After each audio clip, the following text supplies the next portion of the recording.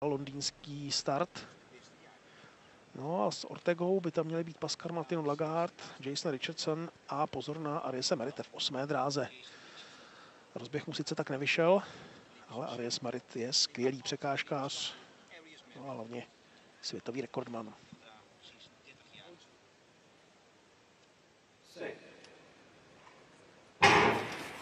Start v pořádku, velmi dobře odstartoval Jason Richardson, ale dopředu už jde Ortega a výborně běží také Pascal Martin Lagarde. Pascal Martin Lagarde na první pozici, Ortega tam klopí tu překážku a vypadl ze hry o vítězství. Pascal Martin Lagarde je první, nyní Jason Richardson to zvládl na posledních metrech dostat se ještě před Francouze.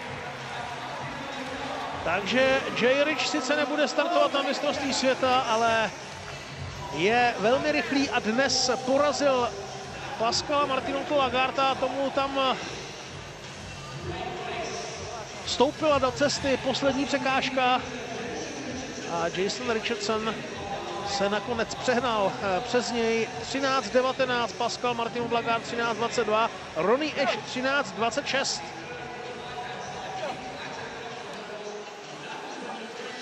Tady to ještě vypadalo jasně pro Pascala Martina Lagarda.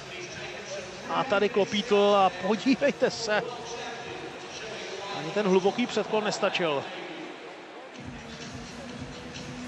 Aries Merit oslavil 30. narozeniny 4. místem. Orlando Ortega až 5. Ten měl zase problémy na začátku. Tam škobrtl o jednu z překážek a už se z těch problémů nedostal. Ortega, který je známý tím čistým přechodem přes překážky, tentokrát dobře netrefil náběh na první překážku a od té chvíle měl problémy. Pascal Martin Lagarde se směje, protože ví, že o vítězství přišel na poslední překážce.